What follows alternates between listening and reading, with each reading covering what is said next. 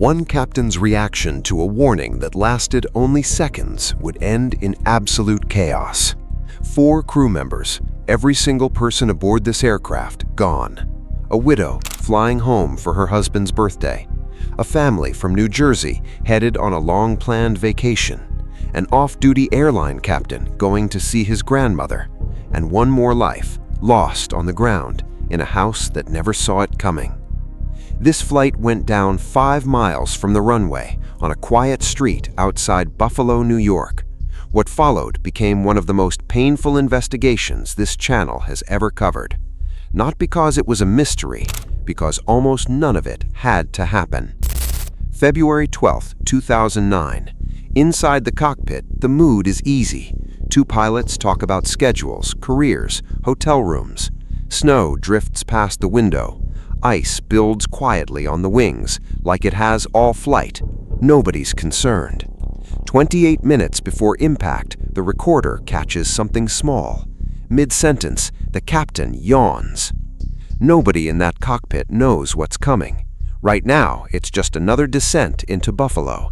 In under 30 minutes, it becomes the reason we're telling this story. To understand how 2 experienced pilots lost this airplane, we go back further, to a delayed morning in Newark and a first officer who almost didn't make it to work at all. This is Continental Connection Flight 3407, operated by regional carrier Colgan Air, a Bombardier Q400 turboprop, 45 passengers, 4 crew, Newark to Buffalo. The aircraft seats 74. Tonight, 29 seats sit empty. It should have left hours earlier. High winds had already grounded 2 flights this same crew was assigned to fly that day. By the time this aircraft lifts off, it's past 9 at night. At the controls, Captain Marvin Renslow, 47, a husband and father. Beside him, First Officer Rebecca Shaw, 24, newly married. Family remembers her as someone who lit up every room she walked into. In the cabin, 2 flight attendants, one of them a mother of 4, who'd waited years to chase her dream of working in the sky. Right now, this crew of 4 is the only thing between 45 passengers and the ground below. Almost 24 hours before boarding Flight 3407, First Officer Rebecca Shaw is already at an airport 3,000 miles from home. She lives in Maple Valley, Washington, outside Seattle, nowhere near Newark, where Colgan Air is based. Making it to work means an overnight commute most passengers never guess exists for the person flying their plane. Just before 8 p.m., she catches a ride out of Seattle as a non-revenue passenger on a FedEx cargo plane, jump-seating across the country because it's cheaper than a ticket. She connects through Memphis in the middle of the night, catches another FedEx flight, and lands in New Jersey at 6:23 the next morning. There wasn't much time to sleep along the way. It's a routine most people never think about, pilots crossing 3 time zones overnight, hitching rides on cargo planes just to be sharp enough to fly strangers safely through the sky. Rebecca has real hours in the air, but almost none of them in serious ice. In a career built mostly around milder weather, it simply hasn't come up yet. Captain Marvin Renslow will be flying with her today. Those who know him describe a steady, disciplined man.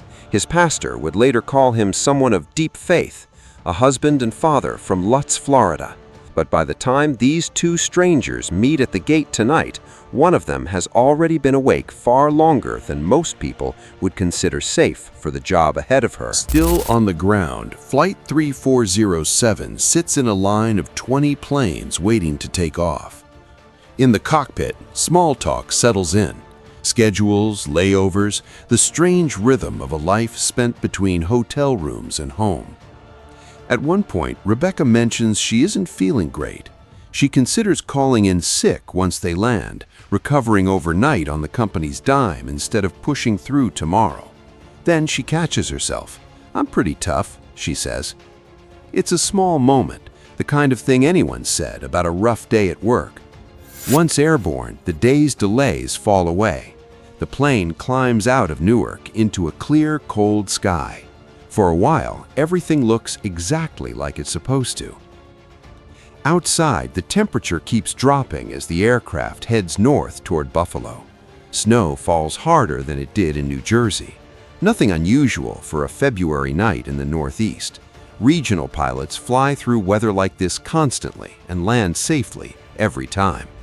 If you've ever pushed through a shift feeling less than 100% because calling out felt like more trouble than it was worth, you already know exactly how Rebecca felt. Would you have called in or toughed it out like she did? Tell me below before we keep going. As the flight nears Buffalo, the trip starts to shift.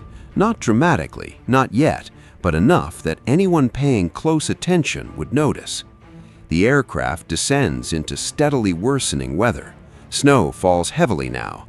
Ice builds visibly along the edges of the windshield.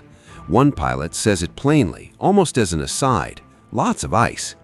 No alarm in it. Icing is normal for the Northeast in February, and this aircraft has systems built for exactly this. De-icing equipment running since before takeoff, doing its job.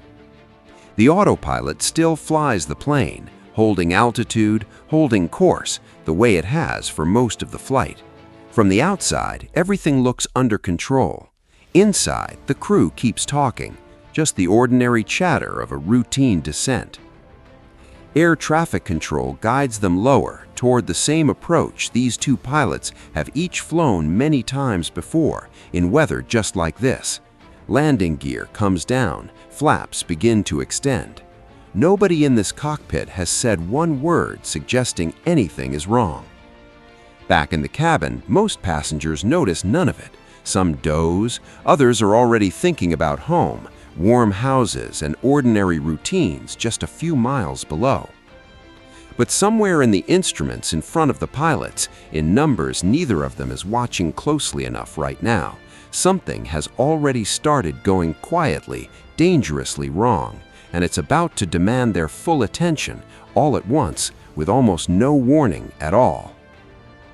As the aircraft descends through the last few thousand feet, there's a rule every crew trains on. Below 10,000 feet, no conversation except what's directly related to flying the plane. It exists because this is exactly the phase where full attention matters most. Tonight, that rule slips. Rebecca and Marvin keep talking, not out of carelessness, but because after hours in the air, two strangers have become, if only briefly, something closer to friends. Easy to understand why. Also exactly the kind of small human lapse investigators would spend months examining. A few rows back, flight attendant Matilda Quintero moves through the cabin on final checks. A breast cancer survivor, her family would later say she wanted more adventure after beating it and became a flight attendant just 9 months earlier. Beside her, Donna Prisco, a married mother of 4, 27 years as a stay-at-home mom before finally chasing a dream of her own. The two trained together, became close friends. Tonight is just another shift in jobs they both fought hard to have. Around them, passengers gather coats and bags, the small rituals of almost being home. Below, the lights of Clarence Center come into view through the snow. Porches, driveways, families already home for the night with no idea an aircraft is descending toward them. Every person on this plane and one person who isn't on this plane at all are about to be connected by something none of them can see coming. Runway, minutes away.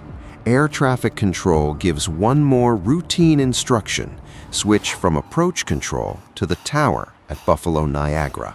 A handoff that happens constantly all across the country. Rebecca acknowledges it.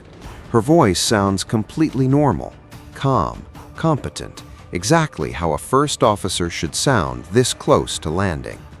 It's the last thing either pilot says to anyone outside that cockpit. Inside, Marvin and Rebecca keep talking. Nothing important. The tail end of the same easy conversation that carried them through most of this flight. Neither lowers their voice. Neither changes their tone. No reason to. No distress call follows. No warning goes out. Whatever happens next, it happens too fast and too close to the ground for either pilot to reach out for help. Right now, none of that has happened yet. This still looks like an ordinary approach. Gear down, flaps out, airport lights just visible through the snow. The kind of final few minutes that end in a smooth landing thousands of times every day all over the world. Not tonight. In the next few seconds, something happens in this cockpit that neither pilot has time to understand. By the time either tries to respond, it's already too late to undo. Whatever it is, it hasn't happened yet, but it's close now, closer than either of them knows. 2,300 feet, still descending toward the runway lights of Buffalo. The airplane's speed has been bleeding away longer than anyone in the cockpit realizes. Neither pilot is watching the one number that matters most. Then, without warning, the control column shakes, hard, loud, unmistakable.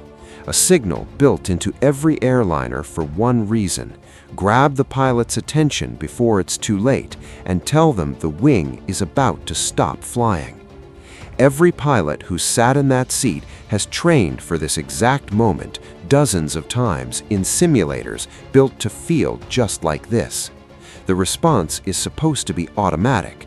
Nose down, power up, fly the airplane back out of danger. Marvin's hands do the opposite. He pulls back on the controls. The aircraft's own safety system tries to correct him, pushing the nose down on its own. He pulls back again, harder, then a third time, harder still, fighting the one system on this airplane trying to save all 49 lives aboard it. Neither pilot says the word stall. Neither says anything close to it. No emergency call goes out. Nobody in the tower has any idea that high above them, two people are now fighting the one thing trying to keep them alive. Rebecca doesn't take the controls, but she isn't idle. Without being told, she reaches over and retracts the flaps. The wrong move. Instead of helping the airplane fly, it deepens the stall already tearing at the wings. Down in the cabin, 45 people who have no way of knowing any of this feel only what a passenger always feels first: a lurch, a dip, gone almost as it started. It won't be the last one they'll feel tonight. What happens next takes less time than it takes you to read this sentence. The nose snaps upward, then falls away beneath it. The airplane rolls hard left, catches for a fraction of a second, then whips back the other way. A violent, disorienting motion no autopilot and no untrained hand fighting it alone can undo in the 2 or 3 seconds either pilot has left to try. Neither of them is flying an airplane anymore. They're passengers inside a machine that stopped listening to either of them. Whatever passes between Marvin and Rebecca in these last seconds stays inside that cockpit. The recording catches Marvin say, "We're down," then a thump. Then Rebecca gets out one word, "we," before a scream cuts through and the recording goes silent for good. 5 miles short of the runway, in a quiet neighborhood called Clarence Center, a man named Douglas Walensky is home with his wife and daughter on an ordinary Thursday night. None of them hear it coming. The aircraft comes down almost straight into the back of their house. Fire follows, fast, consuming, fed by thousands of pounds of jet fuel still on board. It takes the house whole within moments. Karen and Jill Walensky make it out. Douglas does not. 45 passengers, 2 pilots, 2 flight attendants, every one of them gone in an instant none of them saw coming, on a flight that looked, right up until its final seconds, like it was going to end exactly the way tens of thousands of flights end every single day, safely, quietly, unremarkably. Instead, it becomes one of this street's and this country's worst nights. Nobody yet knows why. That answer is still sitting inside 2 black boxes, waiting to be found. In the end, investigators concluded skill was never the real issue in that final moment. Marvin Renslow had flown through weather like this dozens of times. He'd sat through the training. But when the stick shaker went off 2,000 feet above a neighborhood he'd never see, something more primitive than training took over. The instinct to pull back, to climb, to get away from the ground, even though pulling back was the one thing guaranteed to bring the plane down faster.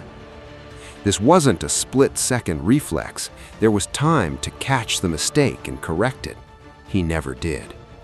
What Colgan Air didn't know when they put him in that seat, Renslow had failed 5 FAA proficiency check rides over his career, 3 before he was ever hired, though he disclosed only 1 on his application, 2 more during his time at the airline. Colgan never independently verified his training record with federal regulators, a gap that, after this crash, victims' families spent years pushing Congress to close, eventually forcing a national database meant to stop the next airline from hiring a pilot without seeing his full history. It wasn't only his mistake. Rebecca had crossed 3 time zones on almost no sleep to be in that seat at all. An NTSB investigator testified she'd made about $16,000 her first year at the airline, though Colgan disputed that figure, citing a higher number. Back then, that kind of pay pushed young regional pilots into shared crash pads near the airports they flew out of because home wasn't affordable and rest wasn't either. 2 exhausted pilots, one with a training history that should have raised more questions than it did. In the end, they were the last line of defense for 49 people who trusted an entire industry to make sure that line held. It didn't. But the people who loved those 49 changed something the industry wasn't willing to change on its own, fighting for new rest rules and tougher training standards for every regional first officer who sat in that seat since. At the crash site today, there's a quiet memorial, 51 stepping stones, 1 for every person lost that night, and 1 more for a baby who never got the chance to be born.